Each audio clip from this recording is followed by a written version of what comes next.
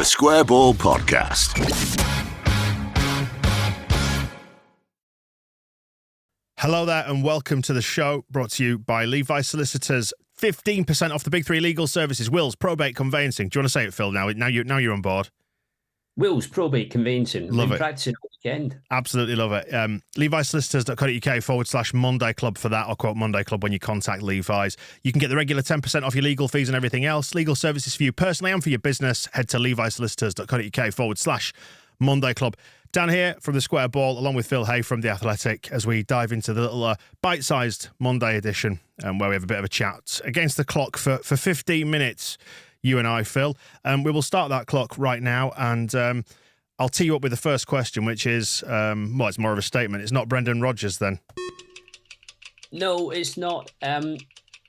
Appeal to the 49ers, as he would, really, despite what had gone on at Leicester, still has high stock in the game, but the indication from Rodgers right from the very start was that he wasn't tempted. He didn't want to drop into the Championship. I think he felt himself, and we'll see whether or not he does end up at Celtic, but he felt that if the Celtic job was there for him and he could take it and he went up there and did well, it would open the door again to a Premier League position, which I think is what he is really after long term. And there's no denying whatever you view of Scottish football, that it is a route into that league. You know, we've had Ange Postecoglou going to Spurs previously. You've had Rodgers himself moving south, although he was a Premier League coach prior to going to Celtic for the first time, and also Steven Gerrard to Aston Villa. So, no, long story short, it won't be Rodgers coming to Leeds. As I say, I think 49ers Enterprises would have been very happy if that had been one they could have done this summer and if he could have been their first pick as head coach. But it was a long shot from the start. It always seemed like it was going to be a long shot, and he really hasn't budged from that position of really being, resistant to the idea of taking this on. Big fan of Celtic, Phil? Oh, huge, yeah, massive, great set of lads. Do I detect anyway? Yes. So if not Rodgers, then it's going to be somebody else. It feels like this is the crucial week. The yes. Talk appears to be that the in-face, face-to-face, you know what I mean? In person, that's the word I was after. Interviews are this week, i.e. today, tomorrow, maybe. So, yeah, that'd be the final process.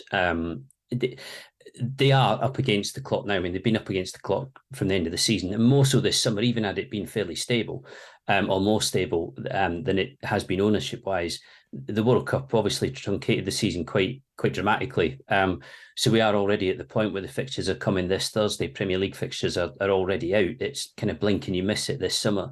But I keep mentioning the start back date of July the 2nd for the initial group of players who will come in. Your internationals, people who've been involved in the Nations League, will get a slightly longer break, longer holiday before they return. But you will have a fairly large group in on July the 2nd, and there simply has to be a head coach in place by then, and the club know it. That head coach really does need some proper preparation time, although head coaches these days tend to be very good at being pre-prepared, even when they're going through recruitment processes, of knowing what they will do if they get the nod.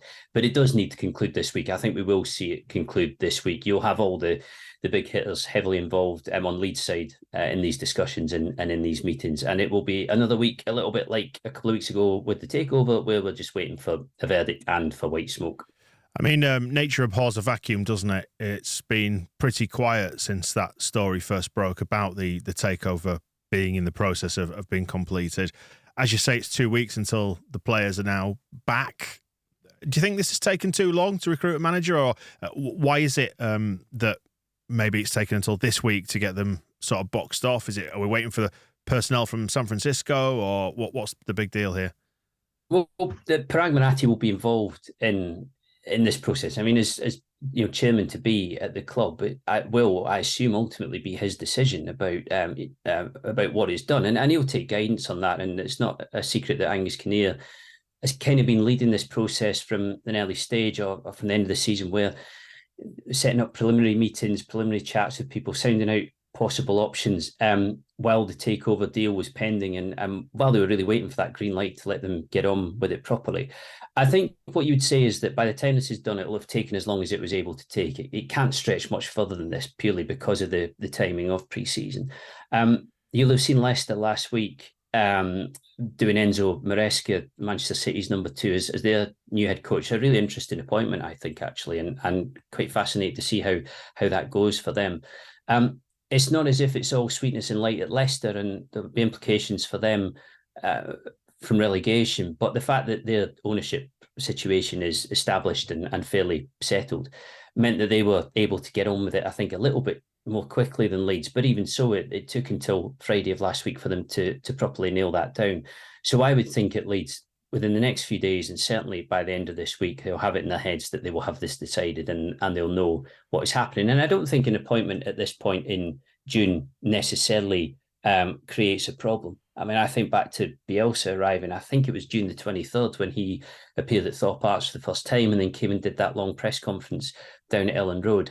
I think what you have to say with Bielsa is that his background work and his preparation was, ludicrously detailed to the extent where he really was just able to walk in and know exactly who he had, what he wanted, and what he was going to do. But I don't think that's to say that the average high-level head coach these days doesn't do their own background too. There will be people who, the people who have been spoken to, the people who are involved in this, will know what they're going to do if they get the keys to the door. And we've seen Andrea Radrizzani, outgoing owner, via Ace Ventures. He's broken cover again this weekend on Twitter, doing it in a really strange sort of second-handed way where he manages to communicate his overall thoughts, but through the prism of replying to one person in particular. He never just comes out and says something. It's always a reply to somebody else. It's quite a kind of slow goodbye as well, isn't it? I think from what we gather at Sampdoria, the first stage of what needed to happen with them as part of the takeover bidding group that he's involved in has now happened. There's more to be done, and I think the time frame looks like there will be official completion of this if all goes well at some point in September. But again, I think it allows them, a little bit like the 49ers at this end, I think it allows the Radrizzani group to get on with certain decisions and certain changes and certain administrative deals that need to be done or need to be agreed. So he is, this is him exiting the club little by little, but it will take EFL approval and formal completion of 49ers Enterprises takeover, which we expect to come, pretty soon. It will take that in order for it to be Leeds in officially in new ownership and in new hands. For the benefit of anybody who hasn't seen his tweet, he replied to somebody in response to him initially tweeting, which he deleted. So he deleted the initial tweet saying Forza Samp, which he reposted again. But in replying to the initial tweet, he said, "We had 3 years of exciting football with Marcelo and historical moments for the club," referring to Leeds United. "I'm sorry it didn't end as I wanted and I disappointed you all. We did mistakes and we paid a big price for it. I'm sure the club is in good hands and has a bright future." Anything to disagree with there, Phil? No, I don't think so. Really, it's about as contritional as anything we've had from him up to this point, and certainly very, very different to the statement that he issued a few days after relegation, which was almost implying that, from his perspective, that there was the scope for him to stay on and that he might not be departing in the way that we all expected. But I think realistically this had to happen. I think the issue with the stadium, being potentially offered, Elland Road being potentially offered as part of that loan for Sampdoria, certainly caused enough friction in the boardroom for people to on both sides, I think, to decide that this couldn't persist and couldn't go on.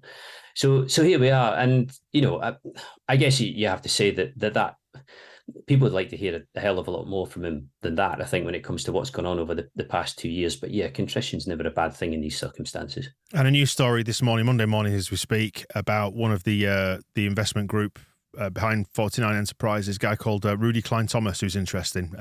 Background in NBA and moving in sort of agency circles. Yeah, I mean, just to quickly recap on the way 49ers Enterprise is set up, you have this core of main investment people or parties who are really leading the takeover and are the main thrust of this. And then you have the wider group, the added value group, as we keep calling them, who are making much smaller investments and really have a kind of minor interest in this financially, but will not be main players. Rudy Klein Thomas is one of the main players. I think very good chance that he will end up on the club's board when this is all finalised and all agreed, below Pragmarati, who'll be chairman.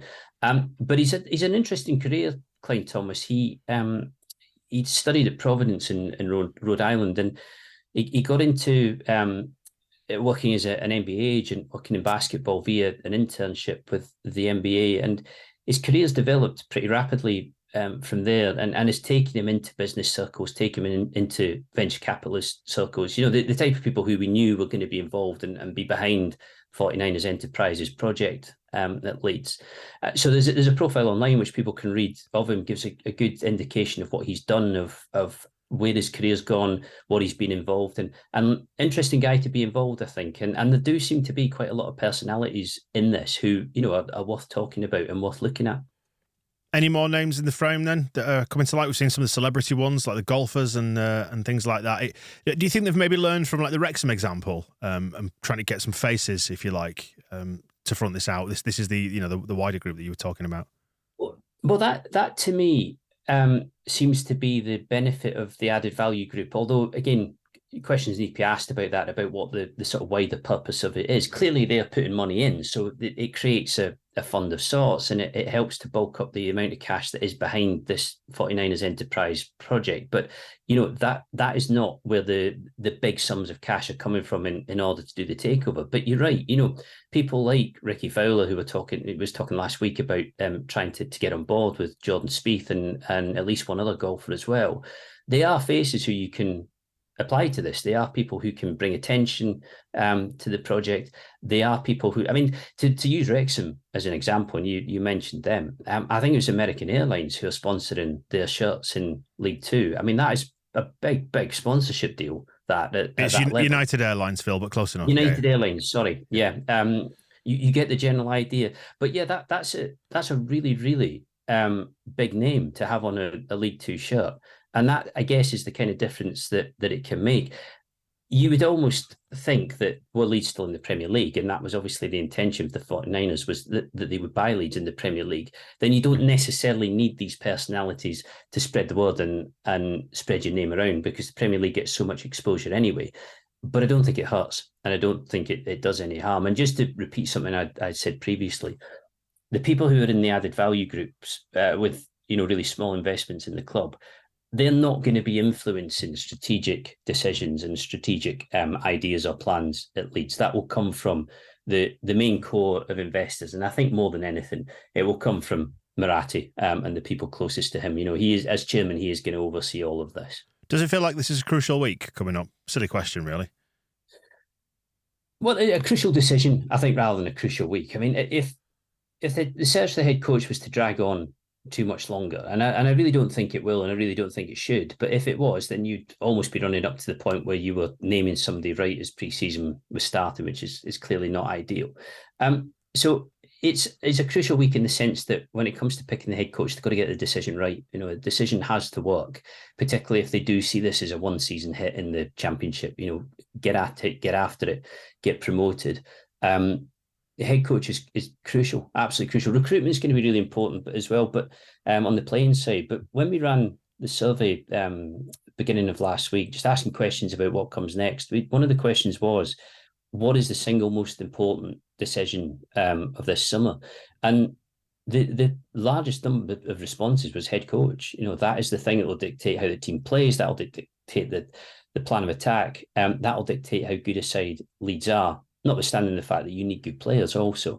But it's extremely important. So crucial week, yeah, very much so. Yeah, 2 minutes to go on the clock. So I want to ask you about Areola, who was obviously linked to Leeds in January, February, whenever it was that we were looking to replace Marsh. That one fell by the wayside because he couldn't get out of his contract with Vallecano. He's now not there anymore. Any danger of that one happening? Because it's one of those, it's sort of been bubbling under across the weekend, but I don't know if there's any substance to it whatsoever. It was more than linked back in February. My understanding of it was that he was essentially first choice, or if not, he's very, very close to the top of the list, who in ideal circumstances, which clearly weren't, they would have picked to replace Jesse Marsh. Victor Orta, again, did a lot of work on looking at Areola. And from what I was told, the 49ers were kind of open-minded to Areola, but there was a feeling that because his stock was really high after Rayo Vallecano, where he's now left, that it might be difficult in order to persuade him that he'd want to come and manage in this league. He is in a good position with a good reputation, and he does seem to have a lot of people who rate him and like him. again, it would be one that I think would be very good for Leeds. That having looked at what he's done at Rayo Vallecano, and without suggesting that it's easy to come in and make it a simple job of this and cruise out of the Championship, he does look like a very, very good coach. So if it wasn't Areola, it wouldn't be a surprise, because he might himself feel that he's above this level. But it was never the case that he was totally ruled out. Nobody was ever saying to us, like, he just will not feature in this. Not in the way that people have been saying about Brendan Rodgers over the past week. So interesting days coming up. Yeah, it's funny, isn't it, that we spoke, I think, on one of the most recent shows, saying that you wondered if, when 49ers Enterprises came in, if they wouldn't maybe try and do something a little bit ambitious, something a bit showy. Yeah. And that would be it, wouldn't it, if they got Areola? I think they are getting advised. I think people around them are saying to them, it's not necessarily a bad thing to do something pretty obvious in these circumstances. Not necessarily a bad thing to go with what might be conventional or might have worked for other clubs in the Championship before. But it's like with new owners, quite often they do want to do something that catches attention, creates a few headlines, feels ambitious. So yeah, that's been in the back of my mind over the past week, definitely. Well, there you go, full-time whistle on our 15 minutes. So welcome Daniel Farke then, after all that. Michael will be thrilled. Yeah.